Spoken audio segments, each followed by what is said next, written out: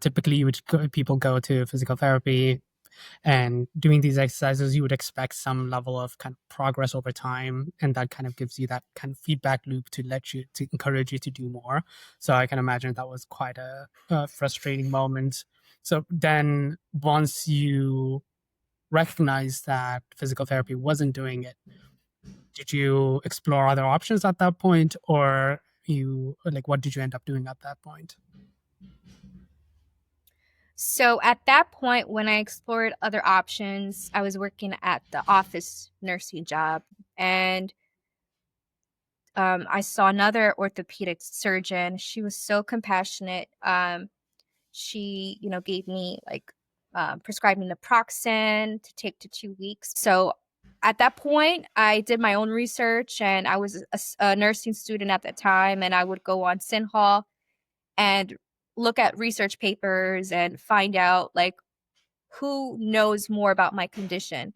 Mm. Um, and I ended up finding an article from, well, a couple of them from the biggest themes I saw were Dr. Steinman's and Dr. Jenkins that would pop up Hmm. as like search results.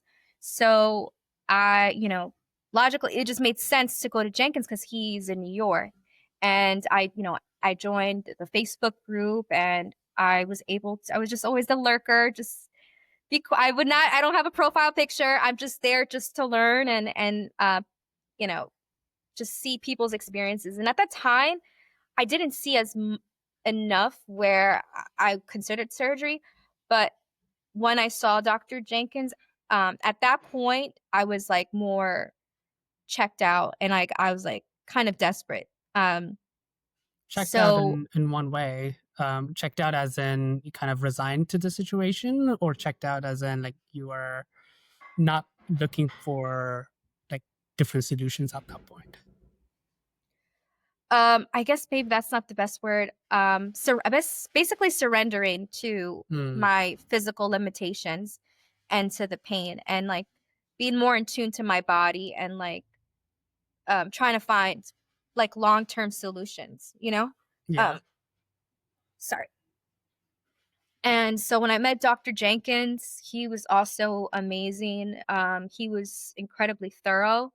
Um, he was so detail oriented with his documentation. I was really, really impressed with him, and I realized that my insurance plan wasn't the best that I picked. Hmm. So I was like, you know what? I'm just gonna wait the following year. I'll just save my money, and then Hmm. also pick a better insurance plan that is more open to out of network providers.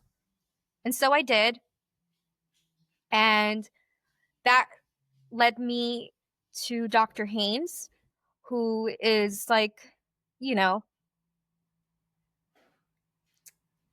um,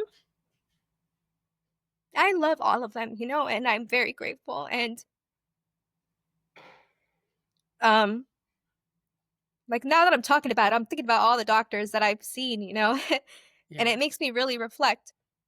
Um and right now I've been working with Dr. Haynes, who did my surgery. I'm a type 2B, Hmm. and I've got a bilateral resection. And him and his team have been so supportive in this journey. Um so I know there's still a lot ahead, but I'm very grateful of, you know, the decisions that led to where I am. Yeah, no, I'm glad you were finally able to find the physician as well as the treatment that you needed, and I'm very happy that you were able to get that supportive environment with Dr. Haynes at Virginia Spine Institute. They're Yeah. definitely a wonderful team. So, and yeah, no, like it definitely is going to be, the process is going to be a long one, like it has been thus far, from what you tell me, things starting at 17, 20 and going for over a decade now. It's like I can imagine that is a very it takes a lot of resolve to keep pushing on, keep getting, just moving forward, doing the things you need to do, even though it's not easy.